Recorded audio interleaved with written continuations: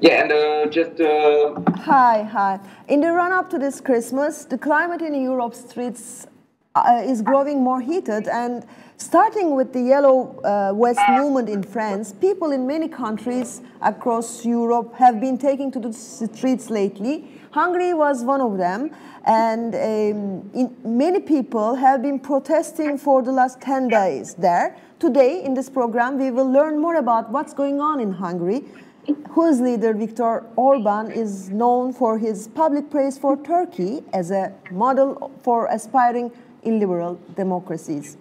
My guest is Andras Földes, a journalist who is working for index.hu, which is one of Hungary's not much left independent news outlets. Hi, Andras. How are you?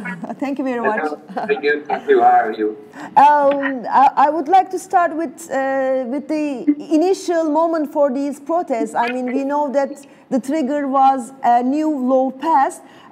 It was about the overtime that the companies can ask their employees to work for. But can you give a little bit more detail about this law and its significance, of course?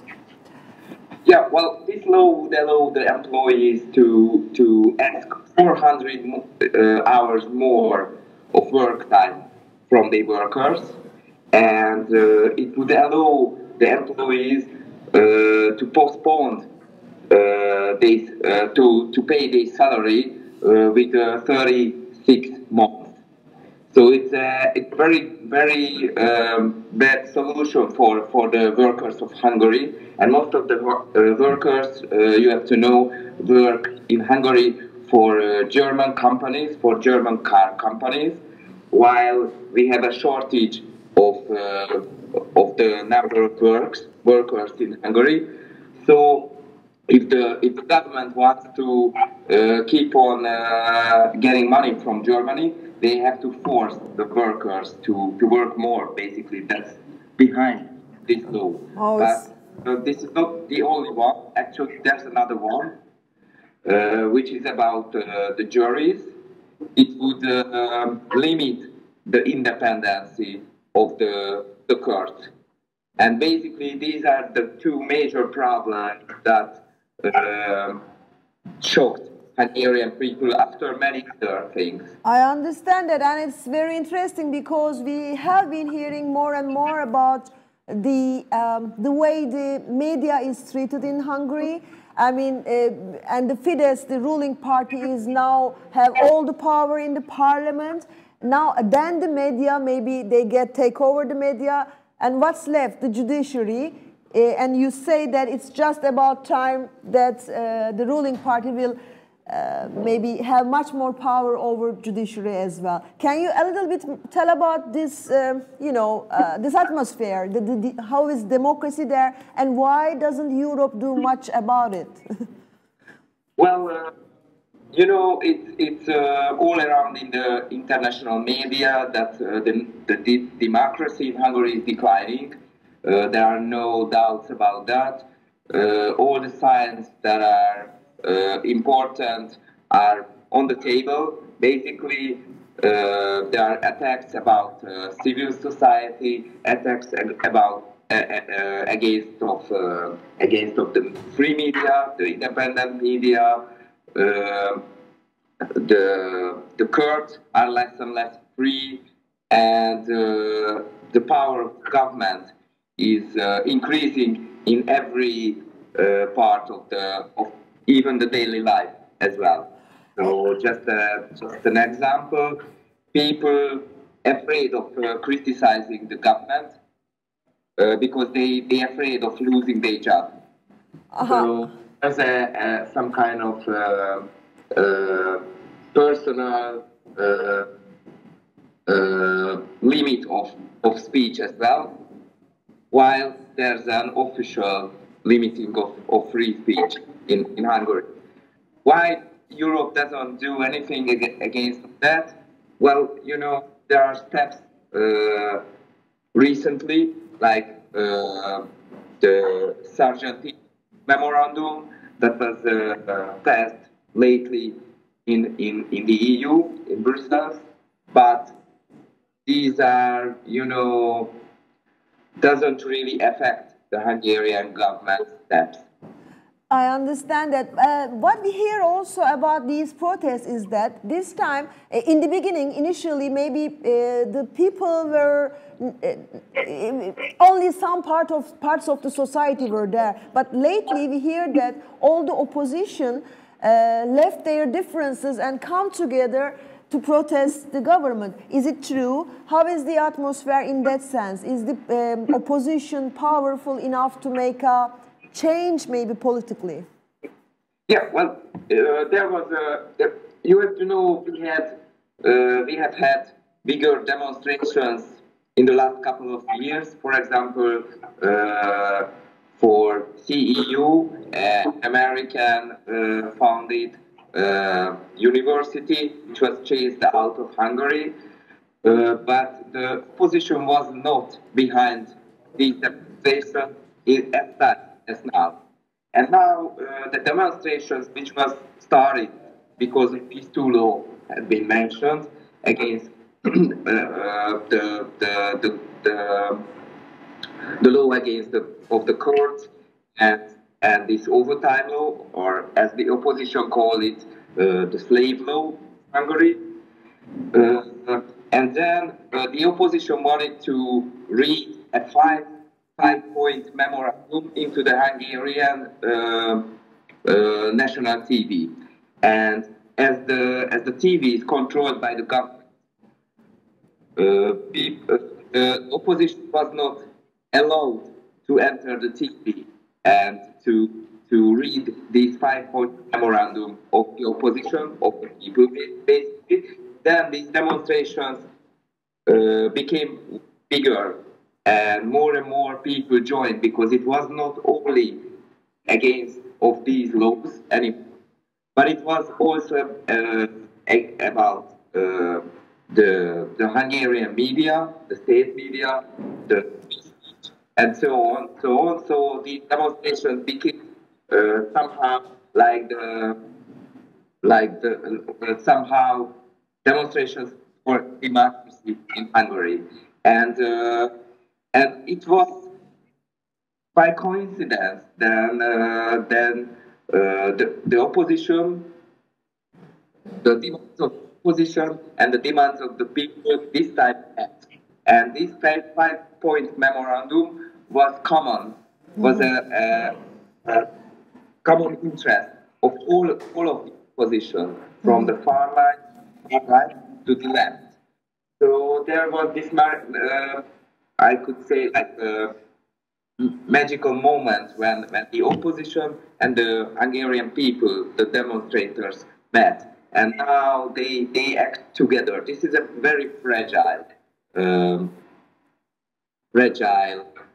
coalition. Yeah.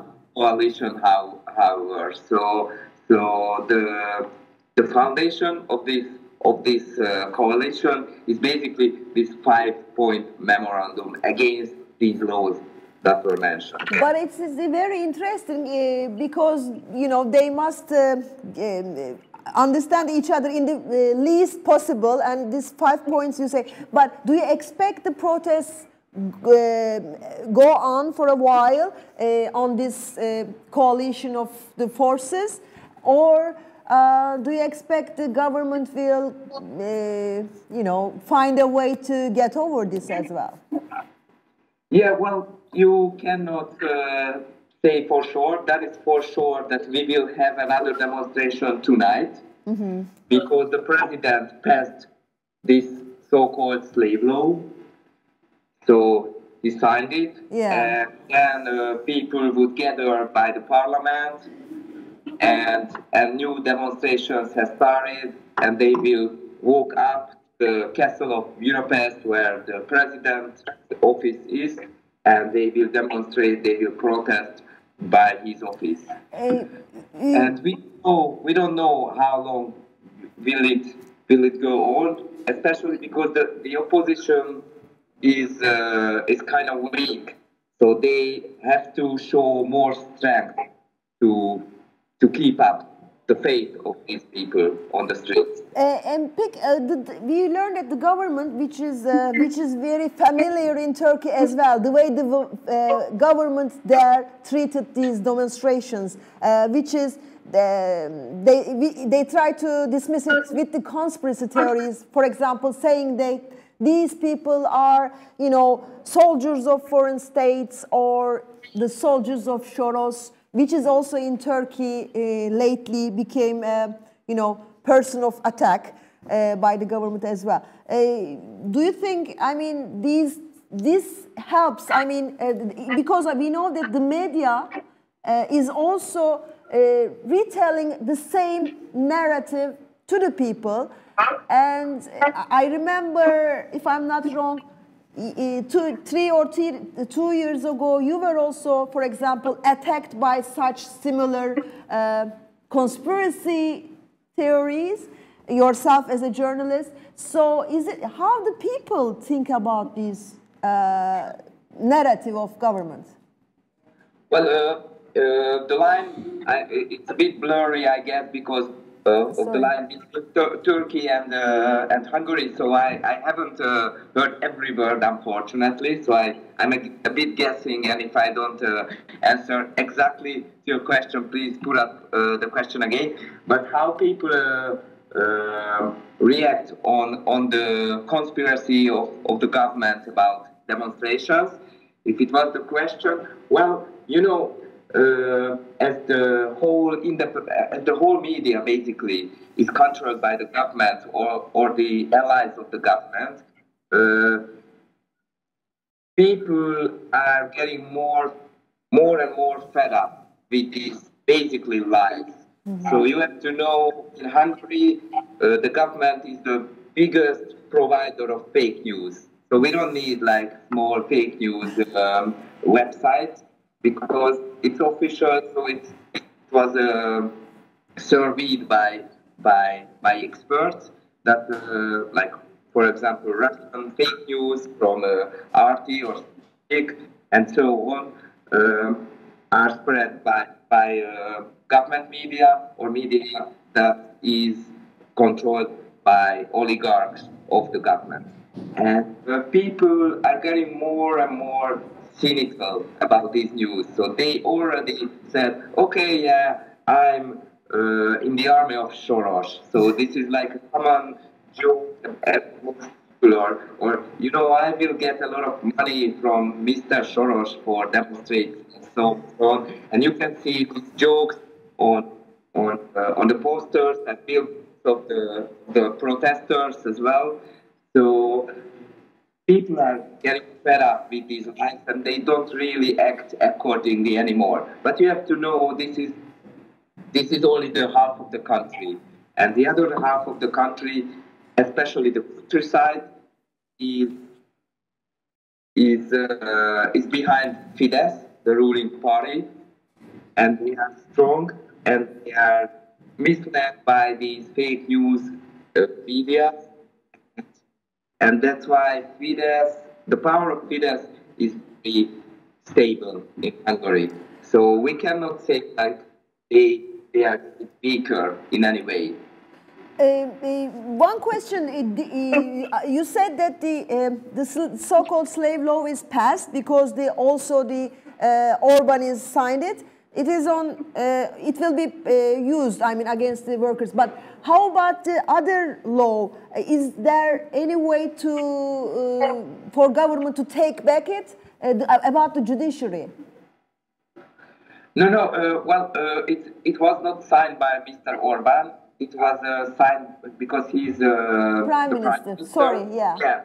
No, it's okay. It's the Hungarian system. It was signed by the president, Mr. Sağda, who is, basically, well, the demonstrators say he's a puppet of the prime minister. So he is there to sign laws. So he would have the possibility to resend it to the parliament, but he didn't do it, and he never done anything like that. So he always signed laws. and he signed the other law against the independence of the courts as well. So all those had been signed by him. Oh. Is it what you asked? Okay, yeah. So the last question, as a last question, can I ask, what can opposition exactly do from now on? Because when they get together, we know that in a by-election, I think last year, when they come together, they were able to have one candidate elected, but from now on, what can opposition do to change anything in the parliament, or is there any elections? Is there any way opposition gain anything from these protests? Yeah, well, I think the new phenomenon of these demonstrations are that the opposition is on the street, together, united with the people. So it seems like they give up to fight in the parliament against the Fidesz, which is understandable, as Fidesz changed all the laws that would allow the opposition to fight back effectively, like in the parliament. So if they could keep up this kind of work, and if they could supply good reasons for demonstrations, and if they can cooperate longer, then they would have chances to, well, at least to have a grip on Fidesz, on the rule of Fidesz. I wouldn't say they would basically chase out of Viktor Orban, because his power is really strong, but they would have more power in this way. I said last question, now one more question. Is there a possibility that if these protests go on for a while and get bigger, that the government use violence against the people and also to arrest people in massive numbers? Yeah, well, this was not. Well, Hungary is quite a peaceful country in any ways. Also with the police, also with the government. So nowadays, in the last 25 years, we haven't seen much violence from the government. Of course, we had like tear gas attacks by the police, and we had cases when they used rubber bullets. But these are quite exceptional. These were quite exceptional examples. So it's not in the culture. But as Fidesz cannot let the power go, because they had done so much that can be used against of them. No one knows what will happen. This is a very strange time in Hungary and in the world as well. But this is not in the air so far. What can I say? Andras Földes, thank you very much. It was much helpful, insightful. Thank you very much. Thank you for the conversation. Bye-bye. We discussed about the ongoing protests in Hungary. We learned that tonight there will be another protest, and it seems that the opposition and the people want to keep ongoing these protests so that maybe the ruling Fidesz party give up some ground to them. But our guest said that it's not very likely in the short term. We will see what's going on. And thank you very much for watching us today. Thank you.